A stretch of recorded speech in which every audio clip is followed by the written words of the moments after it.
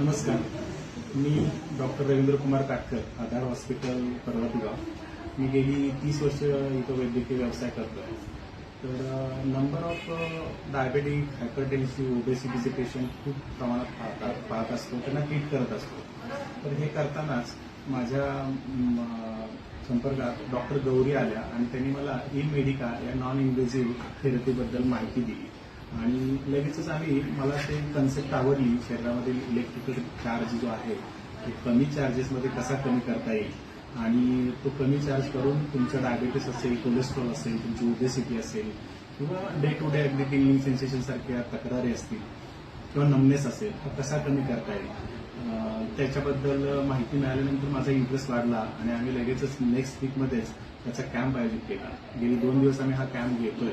त्याचा आम्ही रेकॉर्ड पण ठेवतोय की पेशंट ट्रीटमेंट घेण्याच्या अगोदर ती त्याची शुगर लेवल असेल, त्याचं ब्लड प्रेशर असेल आणि 1 तासाची ट्रीटमेंट घेतल्यानंतरचं त्याचे शुगर लेवल किंवा बीपी किती कमी येते. तर अंदाजे चांगले ड्रामॅटिक चेंजेस मला वाटले.